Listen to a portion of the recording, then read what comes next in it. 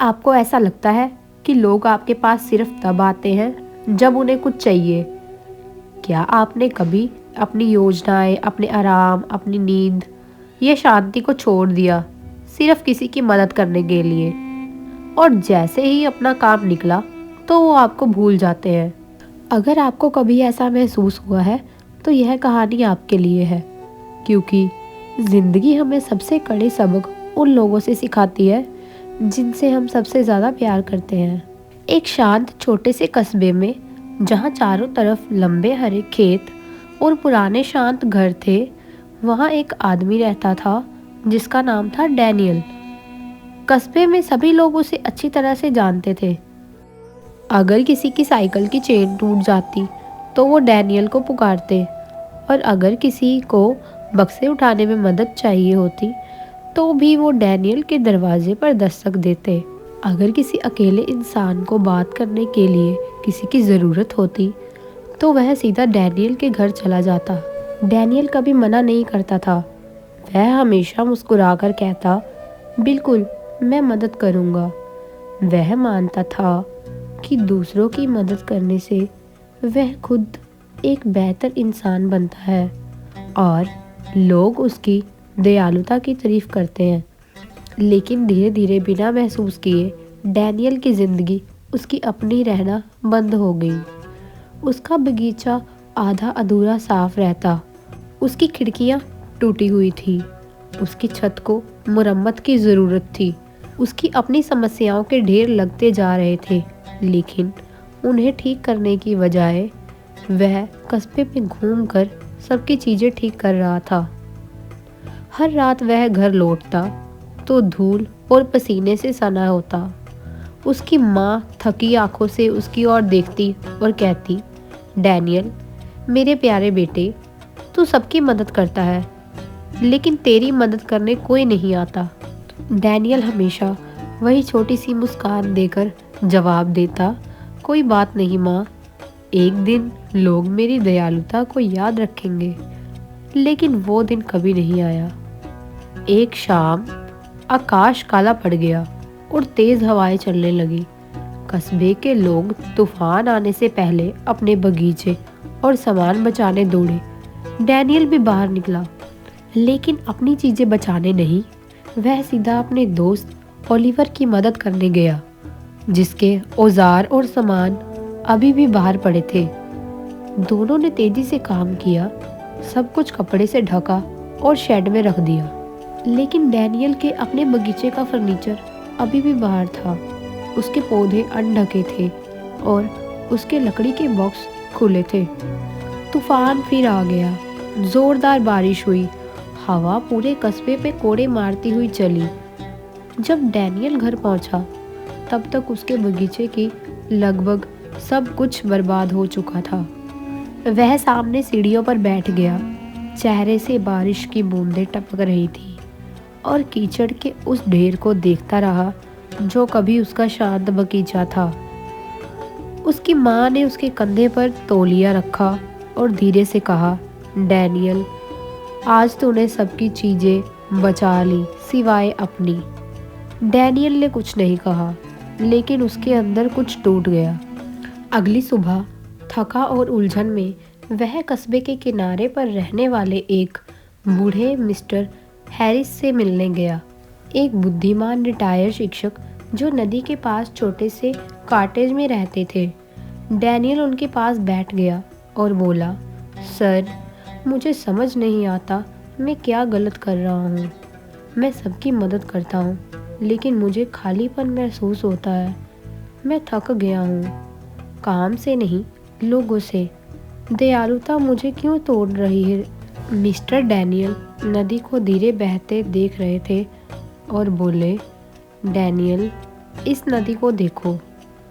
यह पेड़ों को, पक्षियों को, जानवरों और खेतों को पानी देती है, लेकिन जब बहुत ज़्यादा बारिश होती है और नदी अपना रास्ता भूल जाती है तो क्या होता है? डैनियल ने सोचा और कहा, बाढ़ आ जाती है, सब कुछ तबाह हो जाता है। बिल्कुल, मिस्टर हैरिस ने कहा, सीमाओं के बिना दयालुता आत्म विनाश बन जाती है। तू दयालु है डैनियल, लेकिन तेरी कोई सीमा नहीं है।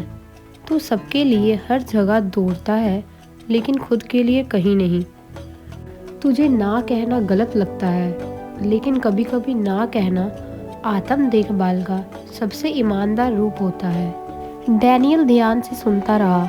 मिस्टर हैरिस ने आगे कहा, अगले 7 दिनों तक तू तुरंत हाँ मत बोलना। जब कोई मदद मांगे, रुककर खुद से पूछ, क्या उनकी मदद करने से मुझे नुकसान होगा? क्या मैं अपना समय, शांति और ऊर्जा खो दूंगा जो मुझे खुद के लिए चाहिए? अगर हाँ, तो कह देना आज नहीं। कोशिश करके देख डैनियल, तुझे पता चलेगा कि क्या होता है। अगली सुबह अलग लगी। दोपहर के आसपास ओलिवर दौड़ता हुआ आया और बोला, डैनियल, ज़रा एक भारी बक्सा उठाने में मेरी मदद कर दे, मुझे तेरी ज़रूरत है। डैनियल ने अपने तूफान में आए टूटे हुए बगीचे और घर की तरफ देखा जो मरम्मत मांग रहे थे। उसका दिल हाँ करना चाहता था, लेकिन उसे मिस्टर हैरिस की बात याद आई। उसने धीरे से सांस ली और कहा, ऑल, माफ़ करना, आज मुझे अपनी बाट ठीक करनी है। बाद में मदद कर सकता हूँ, लेकिन आज नहीं। ओलिवर हैरानी से उसे घूरता रह गया। तू ना कह रहा है? तू कभी ना नहीं कहता। डैनियल ने चुपचाप सिर हिलाया। ओलिवर नाराज होकर चला गया और डैनियल को थोड़ा सा अपराध बोध महसूस हुआ, लेकिन वह अपने काम में टिक गया।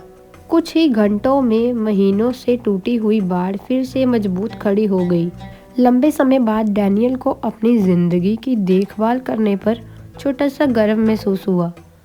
अगले दिन 2 पड़ोसियों ने छोटी छोटी मदद मांगी, शॉपिंग बैग्स उठाने में और कुर्सी ठीक करने में, लेकिन डैनियल ने विनम्रता से मना कर दिया और बताया कि वह अपने काम में व्यस्त है। उस शाम उसे इस्तेमाल किया हुआ और थका हुआ महसूस नहीं हुआ। उसके दिल में हल्की सी शांति थी। चौथे दिन आकाश भूरा पड़ गया और ज़ोरदार बारिश हुई। इस बार डैनियल के छत से पानी टपकने लगा। उसने बाहर देखा और सोचा, शायद कोई दरवाजे पर दस्तक देगा, जैसे वह हमेशा दूसरों के दरवाजे पर देता था, लेकिन कोई नहीं आया। एक भी व्यक्ति नहीं। वह गुस्सा हो सकता था, लेकिन इसके बजाय उसे नई ताकत महसूस हुई।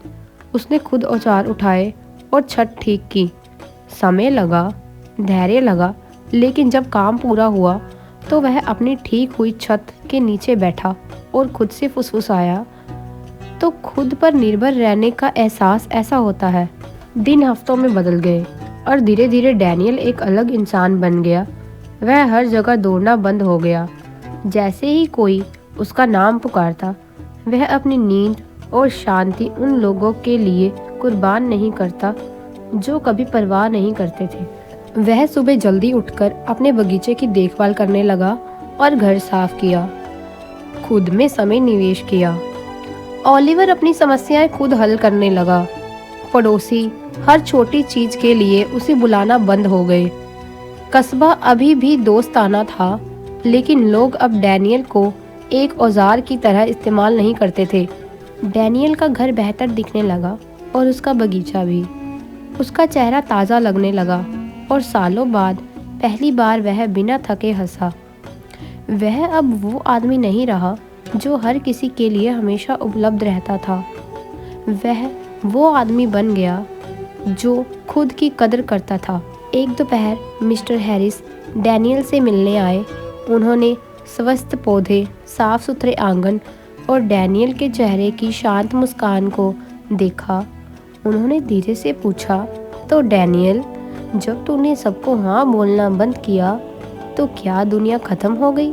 डैनियल ने मुस्कुराकर कहा, नहीं सर, बल्कि मेरी दुनिया आखिरकार संवरने लगी। मिस्टर हैरिस ने नरम मुस्कान के साथ सिर हिलाया और बोले, जब तुम दूसरों को हाँ बोलना बंद कर देते हो, तभी तुम खुद को हाँ कहते हो और तभी जिंदगी बदलनी शुरू होती है। क्या तुम भी डैनियल जैसे हो? क्या तुम बहुत ज़्यादा देते हो? क्या तुम तब भी हाँ कहते हो जब दर्द होता है? याद रखो, ना कहना तुम्हें स्वार्थी नहीं बनाता, यह तुम्हें मजबूत बनाता है। इसका मतलब है कि तुम दबाव की बजाय शांति चुन रहे हो। तुम्हारा समय, तुम्हारा दिमाग और तुम्हारा दिल अनमोल है। उनकी रक्षा करो, क्योंकि दुनिया तब तुम्हारी इज्जत करेगी जब तुम खुद अपनी इज्जत करना शुरू करोगे।